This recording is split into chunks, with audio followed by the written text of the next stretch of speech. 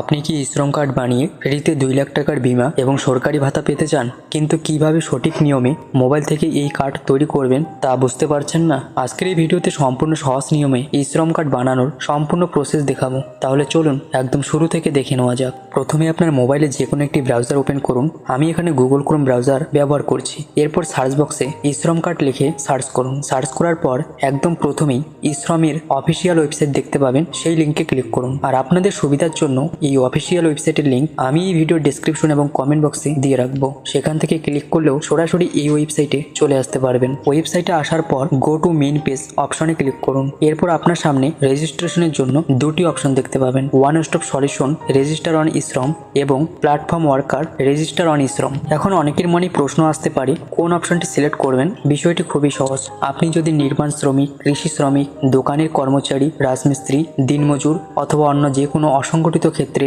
কর্মী হন, তাহলে ওয়ান স্টপ সলিউশন অপশনটি সিলেক্ট করবেন। আর আপনি যদি Flipkart, Amazon, Meesho, Swiggy, Zomato, Uber, র্যাপিডোর মতো ডিজিটাল প্ল্যাটফর্মে ডেলিভারি পার্টনার বা রাইডার হিসেবে কাজ করেন, তাহলে অবশ্যই প্ল্যাটফর্ম ওয়ার্কার অপশনটি সিলেক্ট করবেন। সঠিক অপশন নির্বাচন করার পর ই শ্রম কার্ডের রেজিস্ট্রেশন পেজ ওপেন হয়ে যাবে। এখানে প্রথমে আপনার চালু মোবাইল নম্বরটি লিখুন।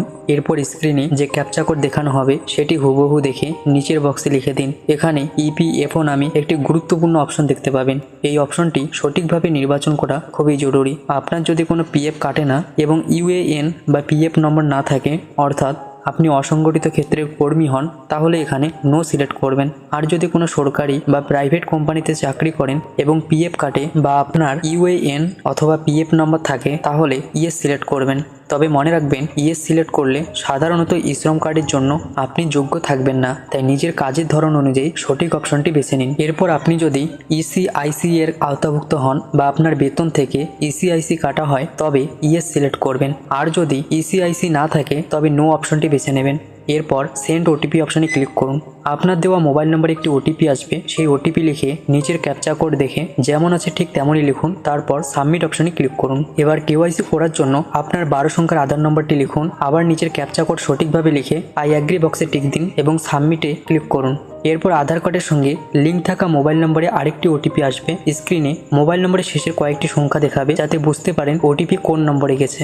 সেই ওটিপি লিখে ক্যাপচা পূরণ করুন এবং ভ্যালিডেট অপশনে ক্লিক করুন। ভেরিফিকেশন সম্পূর্ণ হলে আপনার আধার কার্ডে থাকা নাম, ছবি, জন্ম তারিখ সহ অন্যান্য তথ্য স্বয়ংক্রিয়ভাবে চলে আসবে। যদি কোনো তথ্য না আসে, তাহলে সেটি আপনাকে নিজে হাতে পূরণ করতে হবে। এখানে মোট 5টি ধাপ সম্পূর্ণ করতে হবে। প্রথম ধাপে সব তথ্য সঠিক থাকলে কন্টিনিউ টু এন্টার আদার ডিটেলসে ক্লিক করুন।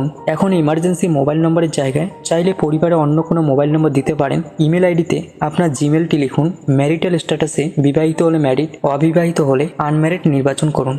এরপর মাদার্স নেমে আপনার মায়ের পুরো নাম এবং ফাদার্স নেম বা হাজব্যান্ড নেমে আপনার বাবা বা স্বামীর পুরো নাম লিখুন। চেষ্টা করবেন পুরো ফর্মটি ইংরেজি বড় হাতের অক্ষরে পূরণ করতে। এবার সোশ্যাল ক্যাটাগরিতে এসসি নাকি এসটি, ওবিসি নাকি জেনারেল, যেটি আপনার ক্ষেত্রে প্রযোজ্য সেটি নির্বাচন করুন। আপনি যদি ওবিসি, এসসি বা এসটি নির্বাচন করেন, তাহলে কাস্ট সার্টিফিকেট আপলোড করার অপশন দেখতে পাবেন। তবে এটি যেহেতু স্টার মার্ক বা বাধ্যতামূলক নয়, সেক্ষেত্রে আপনি চাইলে পরেও এটি আপলোড করতে পারবেন। যদি সার্টিফিকেট থাকে তাহলে আপলোড করবেন, না থাকলে আপলোড না করলেও তেমন কোনো সমস্যা হবে না, তবুও কিন্তু আপনার কার্ড তৈরি হয়ে যাবে। আর জেনারেল ক্যাটাগরির ক্ষেত্রে কোনো সার্টিফিকেট আপলোডের প্রয়োজন নেই। এরপর ব্লাড গ্রুপ জানা থাকলে নির্বাচন করুন, না জানা থাকলে ফাঁকা রাখুন। সবশেষে ডিফারেন্টলি অ্যাবেলড অপশনে যদি আবেদনকারী শারীরিকভাবে প্রতিবন্ধী হন, তাহলে ইয়েস নির্বাচন করবেন, অন্যথায় নো সিলেক্ট করে পরবর্তী ধাপে এগিয়ে যান।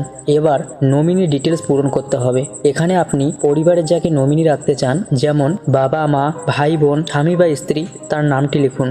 এরপর নমিনির জন্ম তারিখ, জেন্ডার এবং আবেদনকারীর সঙ্গে তার সম্পর্ক সিলেক্ট করুন। এরপর নমিনির ঠিকানা লিখুন। যদি নমিনির মোবাইল নম্বর থাকে তাহলে সেটিও লিখতে পারেন, আর মোবাইল নম্বর না থাকলে ফাঁকা রাখলেও কোনো সমস্যা নেই। চাইলে নিজের মোবাইল নম্বরও ব্যবহার করতে পারেন। সব তথ্য পূরণ হয়ে গেলে সেভ অপশনে ক্লিক করুন। এরপর আসবে রেসিডেন্সিয়াল অ্যাড্রেস, অর্থাৎ আপনার বর্তমান ঠিকানা দেওয়ার ধাপ। প্রথমে হোম স্টেট থেকে আপনার রাজ্য এবং হোম ডিস্ট্রিক্ট থেকে আপনার জেলা নির্বাচন করুন।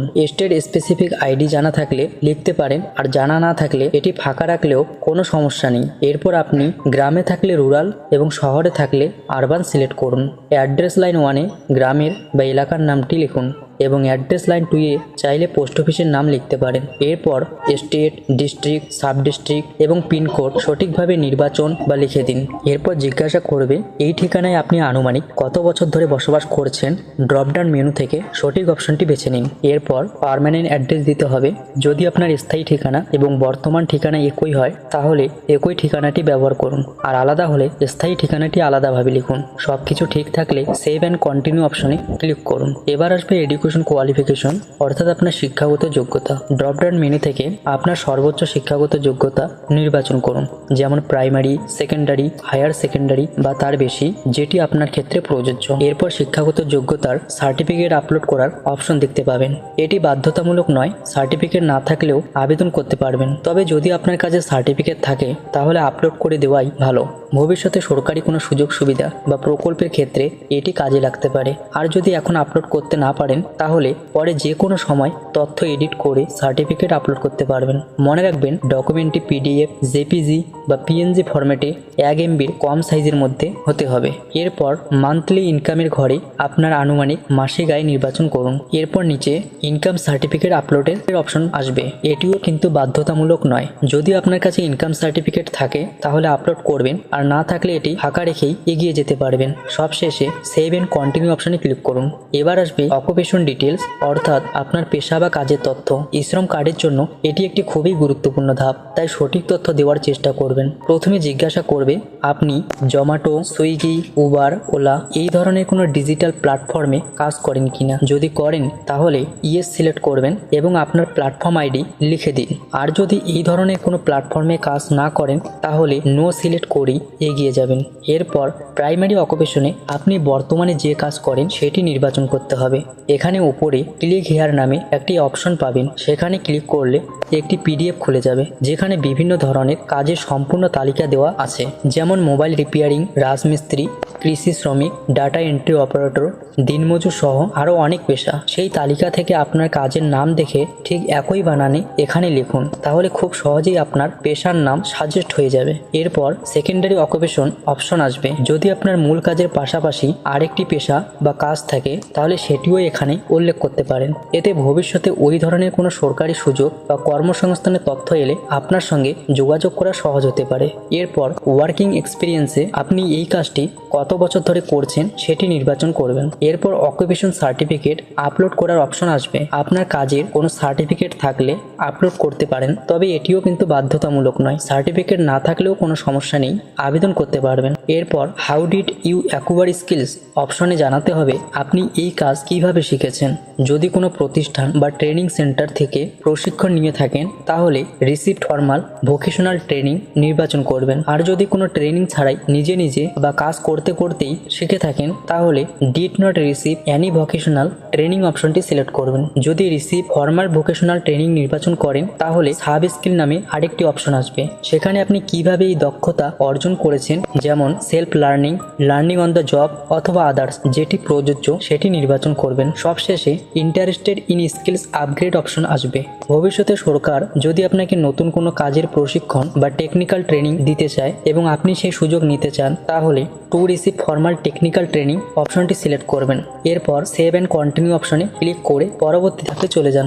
এবার আসবে ব্যাংক ডিটেলস পূরণ করার ধাপ। প্রথমেই আপনার ব্যাংক অ্যাকাউন্ট নম্বরটি খুব ভালোভাবে দেখে সঠিকভাবে লিখুন। এরপর ব্যাংক শিটেড উইথ আধার নামে একটি অপশন দেখতে পাবেন। যদি আপনার ব্যাংক অ্যাকাউন্টের সঙ্গে আধার লিঙ্ক এবং ডিবিটি সক্রিয় থাকে তাহলে এখানে ইয়েস দেখাবে, আর নো দেখালেও চিন্তার কোনো কারণ নেই। বর্তমানে ব্যাংক অ্যাকাউন্টের ডিবিটি লিঙ্ক বাড়িতে বসে ইনস্ট্যান্ট করা যাচ্ছে। কিভাবে ডিবিটি লিঙ্ক করতে হয় এই বিষয়ে আমার চ্যানেলে অলরেডি ভিডিও দেওয়া আছে, আপনারা চাইলে দেখে নিতে পারেন চ্যানেলে ভিজিট করে। এরপর কনফার্ম ব্যাংক অ্যাকাউন্ট নাম্বারের ঘরে একই অ্যাকাউন্ট নম্বর আবার লিখুন। অ্যাকাউন্ট হোল্ডার নেমের জায়গায় আপনার ব্যাংক পাসবুকে যেভাবে নাম লেখা আছে ঠিক সেভাবেই লিখবেন। এরপর আপনার ব্যাংকের আইএফএসসি কোডটি লিখবেন। এটি আপনার ব্যাংক পাসবুক, চেকবুক অথবা ব্যাংকের অফিসিয়াল তথ্য থেকে সহজেই পেয়ে যাবেন। এবার সার্চ অপশনে ক্লিক করুন। ক্লিক করার পর আপনার ব্যাংকের নাম এবং ব্রাঞ্চের নাম স্বয়ংক্রিয়ভাবে চলে আসবে। সব তথ্য ঠিক থাকলে সেভ অ্যান্ড কন্টিনিউ অপশনে ক্লিক করবেন। এরপর একটি প্রিভিউ পেজ খুলবে যেখানে আপনি এতক্ষণ যে সমস্ত তথ্য পূরণ করেছেন সেগুলো একসঙ্গে দেখতে পাবেন। একবার ভালোভাবে সব তথ্য মিলিয়ে নিন। যদি কোথাও কোনো ভুল থাকে তাহলে এখনই সেটি সংশোধন করে নিন। সবকিছু ঠিক থাকলে নিচে থাকা আই আন্ডারটেকিং বক্সে টিক চিহ্ন দিন। এরপর একটি প্রশ্ন আসবে, আপনি কি ন্যাশনাল ক্যারিয়ার সার্ভিস পোর্টালে রেজিস্ট্রেশন করতে চান? আপনি চাইলে ইয়েস অথবা নো যে কোনো একটি অপশন নির্বাচন করতে পারেন। যদি ইয়েস নির্বাচন করেন তাহলে ন্যাশনাল ক্যারিয়ার সার্ভিস পোর্টালের মাধ্যমে বিভিন্ন সরকারি ও বেসরকারি চাকরির তথ্য এবং নিয়োগের সুযোগ সম্পর্কে জানতে পারবেন। এরপর সাবমিট অপশনে ক্লিক করবেন। ব্যাস, সাবমিট করার সঙ্গে সঙ্গেই আপনার ই শ্রম কার্ড তৈরি হয়ে যাবে। এরপর ডাউনলোড অপশনে ক্লিক করে কার্ডটি আপনার মোবাইলে ডাউনলোড করে রাখুন। কার্ডে একটি ইউনিভার্সাল অ্যাকাউন্ট নম্বর থাকবে। ভবিষ্যতে ই শ্রম সংক্রান্ত বিভিন্ন সরকারি সুযোগ সুবিধা পাওয়ার ক্ষেত্রে এই নম্বরটি গুরুত্বপূর্ণ, তাই এটি অবশ্যই সংরক্ষণ করে রাখবেন। এছাড়া আপনার আধার কার্ডে থাকা ছবিটি ই শ্রম কার্ডে প্রিন্ট হবে। চাইলে পরে যে কোনো সাইবার ক্যাফে বা কমন সার্ভিস সেন্টার থেকে কার্ডটি প্রিন্ট করিয়ে নিতে পারবেন। এইভাবেই খুব সহজে বাড়িতে বসে নিজের ই শ্রম কার্ডের জন্য অনলাইনে আবেদন করতে পারবেন। ভিডিওটি যদি আপনার ভালো লেগে থাকে এবং উপকারী মনে হয়ে থাকে তাহলে অবশ্যই ভিডিওটিতে একটি লাইক করবেন, চ্যানেলটি সাবস্ক্রাইব করে পাশে থাকা বেল আইকনটি অন করে রাখবেন, যাতে ভবিষ্যতে সরকারি পরিষেবা, ব্যাংকিং এবং অনলাইন আপডেট সম্পর্কিত নতুন ভিডিও সবার আগে দেখতে পান। আজকের মতো এখানেই শেষ। সবাই ভালো থাকবেন, সুস্থ থাকবেন। ধন্যবাদ।